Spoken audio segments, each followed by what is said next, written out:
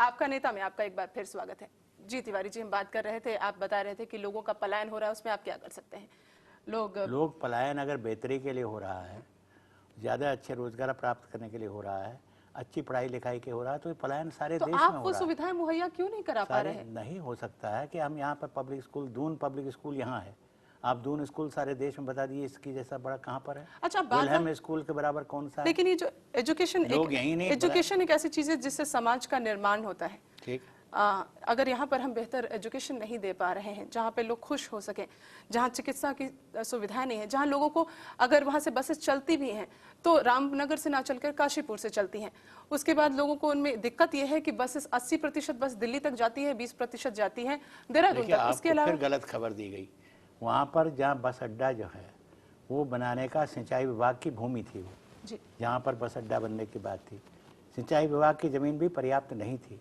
तो अब इसके बाद जो ऊपर इलाका ज़रा ऊंचा है, जहाँ पीडब्ल्यू गेस्ट हाउस है, उसके ऊपर वन विभाग की जगह को बस डिपो के लिए उसको चिन्हांकित किया गया है। अच्छा, आप ये कहते हैं कि लेकिन काशीपुर नहीं जाना पड़ता, बसें जाती हैं, सब रामनगर से बहुत बसें जाती हैं। अच्छा, आप ये कहते हैं कि प्राकृतिक तौर पे कुछ बनावट ऐसी है कि वो संसाधन उपलब्ध नहीं हो पा रहे हैं जो कि उत्तरांचल को आपको शायद मालूम नहीं है, रामनगर का विकास या क्षेत्र का विकास हम आज से नहीं कर रहे हैं।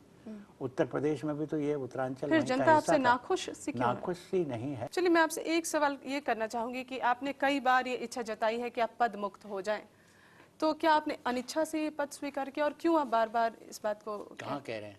कई बार ये बात सामने आई है, लेकिन मैंने ये तो नहीं कहा कि मुझे पद मुक्त कर दिया जाए। कोई खास वजह? पद मुक्त नहीं, मैं जहाँ भेजा गया था जिस काम के लिए, उस काम को निभा रहा हूँ। मुझे कांग्रेस हाईकमांड ने ये कहा था कि आप नया राज्य बना है, उसको जड़ें जमाइए।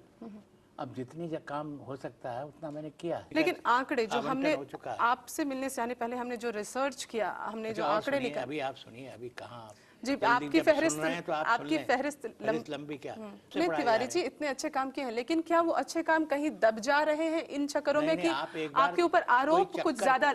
आरोप लगना कोई बात नहीं है, आरोप सही हो तो हम स्वीकार करने को। चलिए, ये जो आरोप है लाल बत्ती बांटो अभियान, वो कहाँ तक सत्य है, उसके बारे में थोड़ी सी बात। आजकल ट्रक भी लाल बत्ती लगा रहे हैं। नहीं, लाल बत्ती अभियान कोई नहीं है, बल्कि अब तो हमने कहा कि लाल बत्ती न जलाई जाए। लेकिन बहुत से लोग लाल बत्ती बिना कि इनको न मिली वो भी लाल बत्ती जला लेते हैं। नहीं, वो लाल बत्ती जो है उसमें आपको कहीं नहीं लगता कि विधायकों की अवहेलना हो रही है? जो एक राज्य में 12 चल सकते हैं तो आपने 350 के करीब लाल बत्ती की गाड़ियां चल। किसने कह दिया आपसे? सब ये आप ही के लोग ये कहते हैं। मेरे लोग जो हैं वो मेरे लोग, उनको सूचना सही नहीं होगी, मेरे लिए होंगे, लेकिन 350 बिल्कुल नहीं है। तो कितने हैं? अब मैं इसकी संख्या, इसमें तो प्रश्न पूछा गया था ऐसे, लेकिन बहुत आसानी से मिल जाती है लाल बत्ती उत्तरांचल। आसानी से नहीं मिलती, आसानी से कौन देता है? तिवारी जी, आपसे हम बातचीत जारी रखेंगे, लेकिन फिलहाल वक्त है एक छोटे से ब्रेक का। ब्रेक के बाद आपका नेता जारी रहेगा।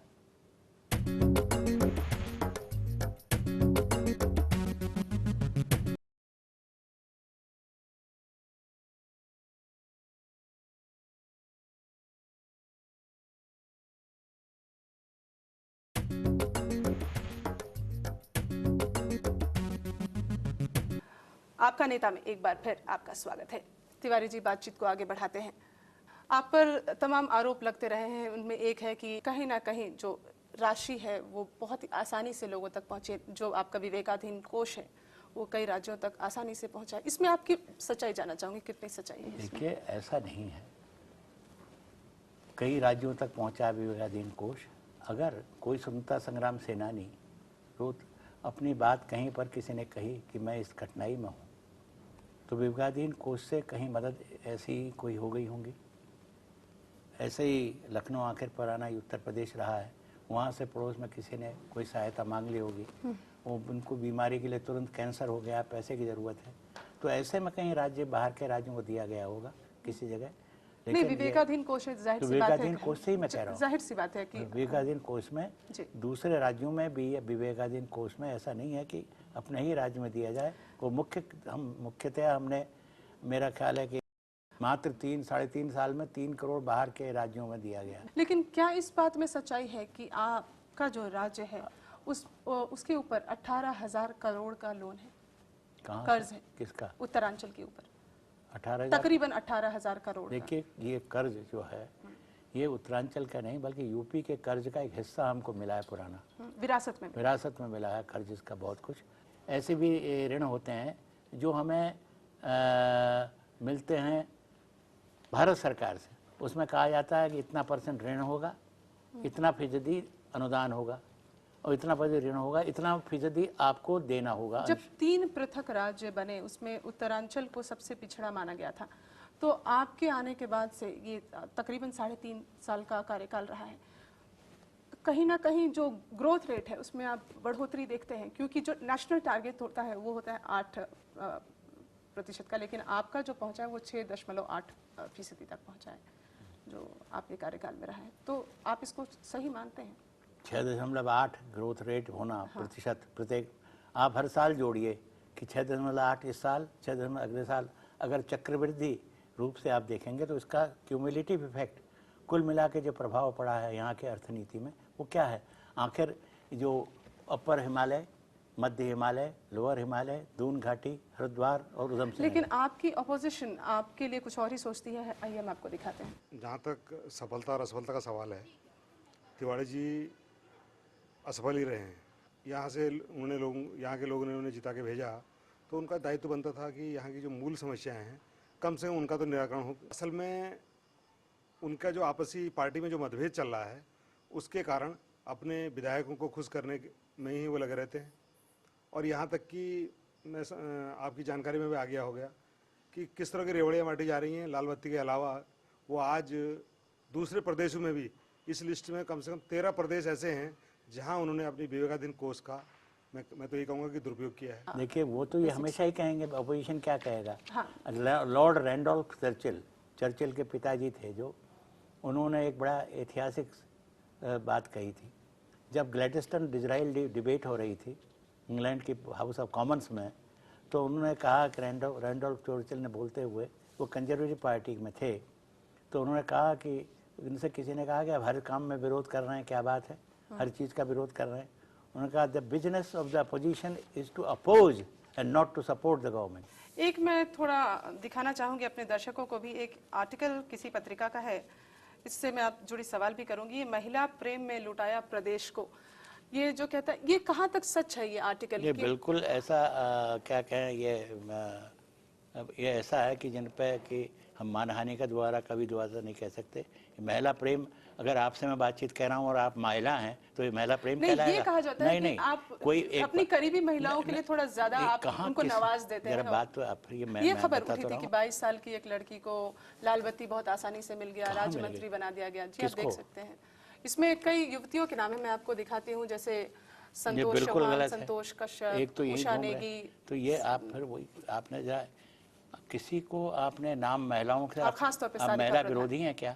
नहीं, मैं बिल्कुल नहीं, महिला विरोधी हैं। महिलाओं से प्रेम करते हो, बहुत अच्छी बात है। महिलाओं से प्रेम नहीं, एक आरोप के रूप में सम्मान करते हैं। आरोप गलत है, वो 100% गलत है। कॉन्स्टिट्यूएंसी की जनता जो कहती है, आप खुद सुन लीजिए, उनका ये कहना है कि आपको ये पद त्याग देना चाहिए, और कोई भी नेता, उस तरह से देखा जाए, कोई भी नेता जिन पर इस तरह के आरोप लगे हों। मैंने तो राजनेताओं की ऐसी उल्टी सीधी हरकतें देख के वोट देना ही छोड़ दिया है। तिवारी जी तो दोबारा यहाँ से नहीं आ सकते अब।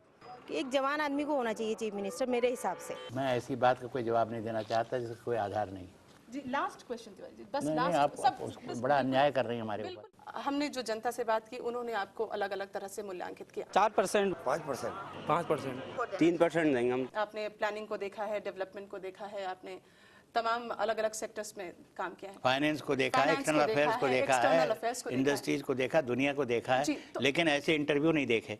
आप अपने आप को कितना मूल्यांकित करते हैं? मैं मूल्यांकित मैं अपना ये करता हूँ कि जनता की सेवा करने का मेरा जो हमने आज़ादी की लड़ाई में प्रतिज्ञा महात्मा गांधी के चरणों में बैठकर ली थी, उसी को लगातार जीवन भर अपना कर्मण्यवादी का रास्ते माफलिश कदाचना, इस विचार से, इस भावना से काम कर रहे हैं। चलिए आपकी उपलब्धियों को जानते हैं, क्या क्या आपने किया अपने राज्य के लिए? उपलब्धियों को लिए आपको समय लगेगा, 1 घंटा चाहिए उपलब्धियों के लिए। सपनों को सपना, आप देखिए हर विभाग को लीजिए जी, इसमें ये जितने विभाग हैं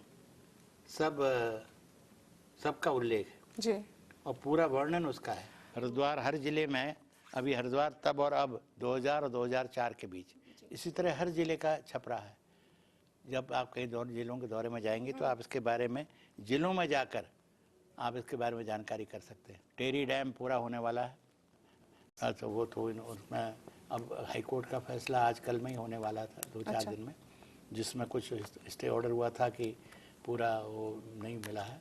हम उनको भी हमने आश्वस्त किया है कि हम सुप्रीम कोर्ट के आदेशों कुछ दिक्कतें आती हैं उत्तरांचल के डेवलपमेंट में, आपको लगता है कि इसको और विकसित करने में कुछ दिक्कतें हैं? नहीं, दिक्कतें तो सबसे बड़ी साधन की होती हैं। जितना खर्च करिए उतना और ज़्यादा आवश्यकता होती है। जी। तो डेवलपमेंट है जिसको और ओरिएंटेशन कि वह और एक विकास, जैसे कि प्यासे को पानी चाहिए, ऐसे ही विकास की अपनी योजनाओं की जो अवधारणाएं हैं उनको पूरा करने के लिए भी समय चाहिए। हमने 900 करोड़ की योजना, वार्षिक योजना को बढ़ाकर 2700 करोड़ किया, और वो अभी योजना सचिव आए हुए थे जो बता रहे थे कि इस साल 2700 से बढ़ करके वो खर्च जो होगा वो हमारे प्रयासों से वह 3000 करोड़ से ज़्यादा होगा। तिवारी जी, आपने हमें बताया कि आपने तमाम कोशिशें की हैं कि राज्य को विकसित किया जा सके। हम तो यही उम्मीद करते हैं कि उत्तरांचल दिन प्रतिदिन प्रगति करे। हमसे बातचीत करने के लिए आपका बहुत बहुत शुक्रिया। धन्यवाद, आपका भी धन्यवाद। आपका नेता के अगले अंक में हम फिर मिलेंगे, आप ही के द्वारा चुने गए आप ही के एक नेता के साथ। तब तक के लिए नमस्कार।